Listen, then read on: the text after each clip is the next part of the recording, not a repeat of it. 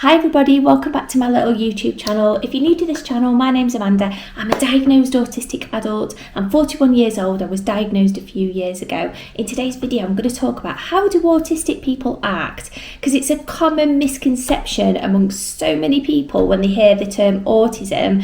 They have these misconceptions about what autistic people, how autistic people act and how autistic people behave.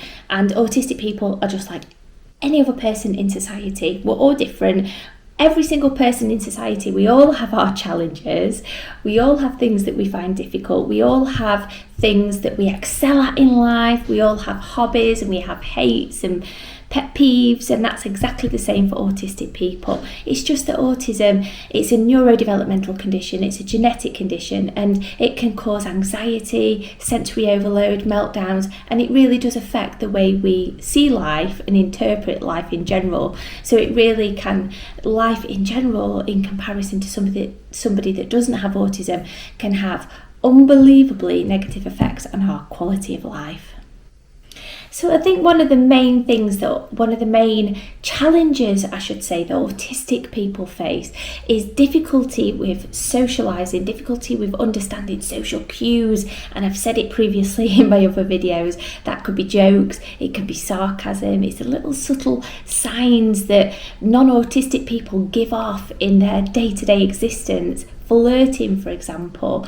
A lot of autistic people, especially in childhood or children with autism, can be bullied because they can misinterpret other people and communication in general. And we can also have like delays in communication. So if somebody asks us a question, there might be a little bit of a delay in a response in terms of giving an answer back, and so that can have a profound effect on our interaction with other people. A lot of autistic people, although we don't mean to, we can struggle to know when it's appropriate to interrupt conversations or to know when to start talking about a certain topic. And I often do this myself with my dad, although he forgives me because he knows I've got autism. I've said it in a previous video. Oftentimes my dad can be talking about something and I can just completely interrupt him and cut him off. And you can imagine, to somebody that you don't know, if I was to meet somebody randomly that I didn't know and I was to just completely interrupt them in conversation and start talking about something I wanted to talk about, it might come across as being inappropriate. And so that can sort of isolate us from other people. And so the communication side of it, coming back to what I've just said, the social nuances, the verbal, the non-verbal communication, all of the difficulties that we face, and then not knowing when it's appropriate to interrupt somebody, when it's appropriate to stay silent, what to talk about in certain conversations, whether to talk about our special interests. Are we talking on and on and on about certain hobbies and interests that the other person might think is completely boring? These sort of things can isolate us from other people. I know myself as an autistic person, I am absolutely glued to the idea of routine and ritual. I have to have routine and ritual in my life every single day, forever. From the day I was born to the day I pass. Routine and ritual is vital in my life. And if something changes, so say for example I make a plan.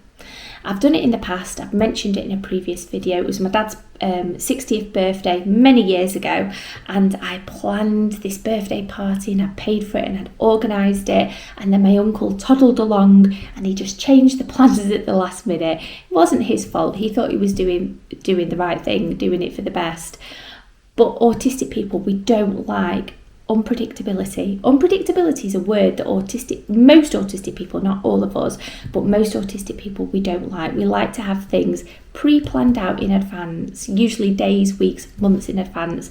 So any change to the routine and ritual in our lives that we're used to can really throw us off course. And so you can imagine, in that situation, I fell out with my uncle, and we're still on sort of rocky ground. He changed plans at the last minute. He knew that I was autistic. He knew that I wouldn't like plans changing. And this can really have detrimental effects for autistic people with regards to family life and friendships and social circles and relationships, because we can come across as being rigid and inflexible when in fact we're not. We just absolutely desire the need for routine and ritual in order to make us feel more at ease and more in control of our own lives.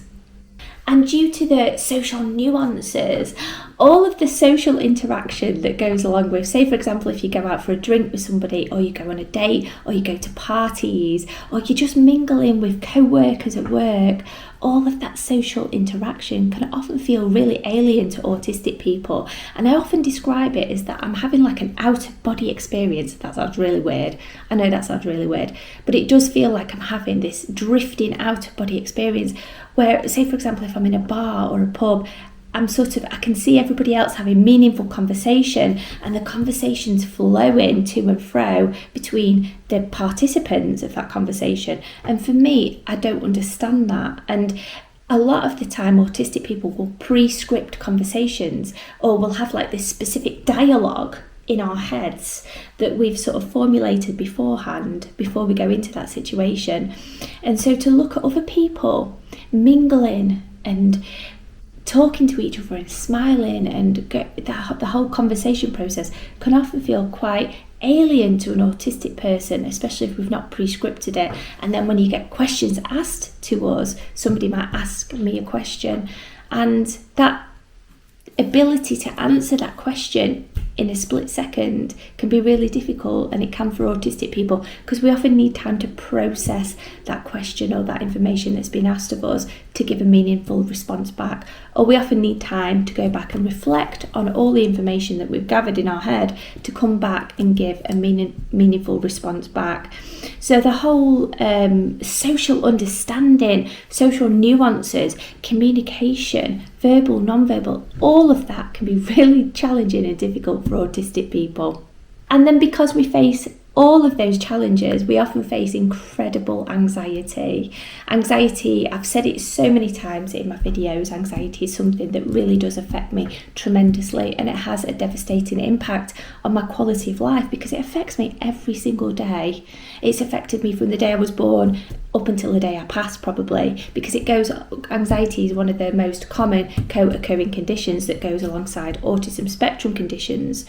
And so because of all of the worrying about where my body's facing, am I making eye contact? Do I look autistic? Am I responding appropriately? Am I causing potential concern in conversation that I'm making to somebody else? I might be talking about a special interest that might cause potential concern in somebody that isn't. It's completely innocent. It's just my special interest.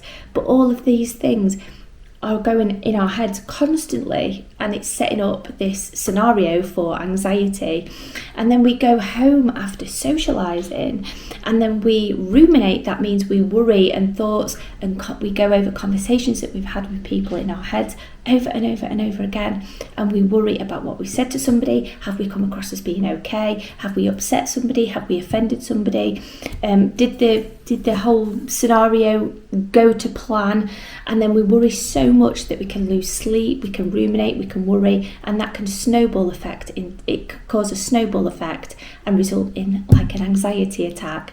And so you can imagine a lot of autistic people, we suffer from tremendous anxiety as a result. And then let's not forget the sensory sensitivities that autistic people face on our day-to-day setting, and that is the bright lights, the loud noises, car headlights, car horns, startle response. I've mentioned that before in my previous videos. Check out some of my other videos and you'll see what I mean by startle response. Say for example, I'm walking down the street and somebody beeps a car horn. It often produces this startle reflex in me, these loud noises, these unexpected loud noises, being around supermarkets, crowds of people bumping into us. These sensory issues often accumulate, especially if we're going to work. If we're in, say for example, full-time employment and we're having to put this act or this mask on and go to work on a day-to-day setting, and then it accumulates and it builds up and it builds up and it builds up, and by the end of the week it can often result in this serious feeling of overwhelm, and it can result in a meltdown. And autistic people, we often engage in something called repetitive interests or special interests. And this is usually a real positive thing, and it's something that's really important for us, for our mental health and for our physical health as well, because this scientific evidence proves that if we do things, if we do things that are good for our mental health, it ultimately improves our physical health in the long term. And that can be things, it can be all sorts of different things. Autistic people, we have special interests just like anybody else in society, but often we can take it to the extreme. So we can get a little bit obsessed with our special interests, and we can become mini experts, and often we can become fixated on our special interests and talk for long periods of time about our special interests. And let's not forget that autistic people, we're extremely literal thinkers. And what I mean by that is if somebody is sarcastic to us, oftentimes we'll take that quite literally. And that can result in bullying. A lot of autistic people are bullied in childhood because we can think that somebody's joking with us. It's happened to me in the past when somebody's been flirting with me, and they've been flirting in a bar years ago, and I've not understood what they've meant, and it's got me into a little bother, and it ends up becoming quite embarrassing for both parties. So we're quite literal thinkers, and as a result we tend to give quite literal answers back. And to finish off this video, it's a common misconception that autistic people don't have empathy, and we don't feel love, or we don't feel hurt, or we don't feel pain, or we don't feel anger, or we don't feel hatred, or we don't feel bitterness. And it's a common misconception. Often autistic people, we have a different way of responding to certain emotions. It doesn't mean to say that we don't feel them whatsoever. So just because you might know an autistic person that might laugh in a situation that should be sad, or might cry in a situation that should be happy, or might be straight-faced in a situation that should be producing some type of reaction, empathic reaction in somebody, it doesn't mean to say that that autistic person isn't feeling those emotions.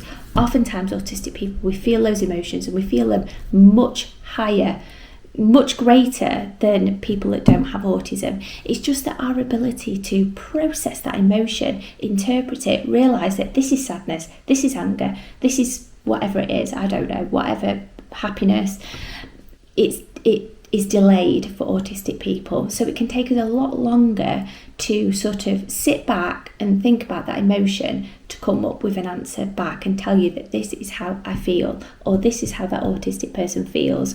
So it's a common misconception that autistic people don't feel feelings or empathy. Often we do, and we feel it on a much greater level than those that don't have autism. So it's just been a really quick video, and I hope it's helped you to understand a little bit more about autism spectrum conditions. If you've enjoyed this video, please consider hitting like, commenting and subscribing, and I shall see you next time for my next vlog. Bye!